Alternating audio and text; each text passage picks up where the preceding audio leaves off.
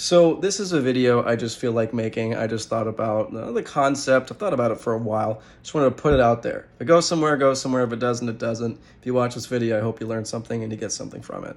And what I want to talk about in a world that's divided is what I call association bias. And essentially what association bias is that when you were younger, you were told that a certain group of people or a certain type of person had all these different characteristics. For example, you're probably told by your parents that people who use drugs are horrible people, criminals, absolutely like the scum of the earth.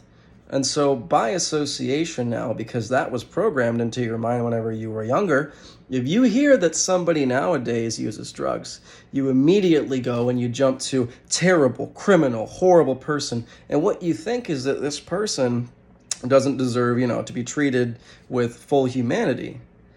And that's unfortunate, but it's because of what's programmed in your mind by your parents or whoever the heck told you from childhood, which isn't necessarily your fault, but it's up to you to respond. And whenever you feel almost like an animosity towards a certain group of people, and you don't really know why, what you should ask yourself is, why do I feel this way? Why do I feel angry? Why do I feel like I have something against these kind of people whenever I don't really have a valid reason to hate this specific person?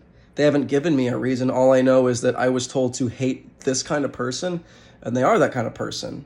Say, for example, someone in the LGBTQ.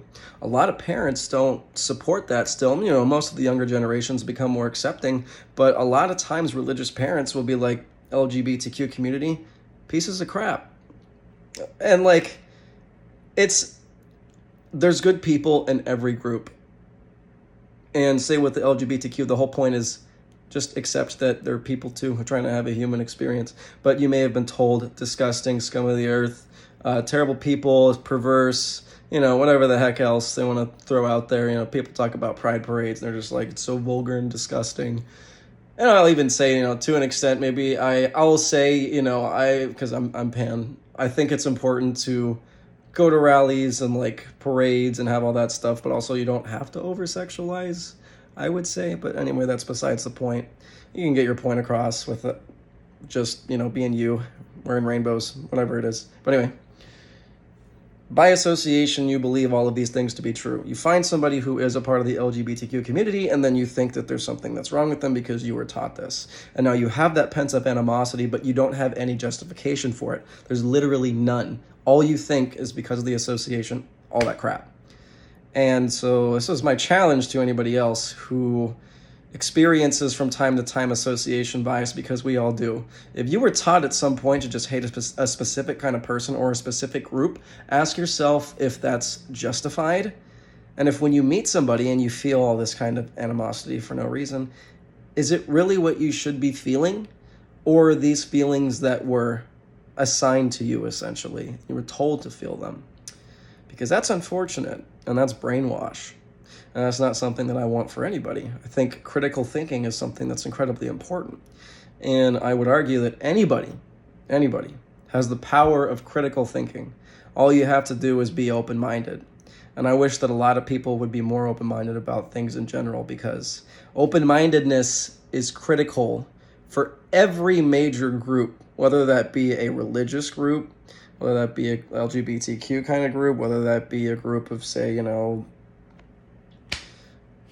the Czechs of America who are over here, or say Black Lives Matter, same kind of concept.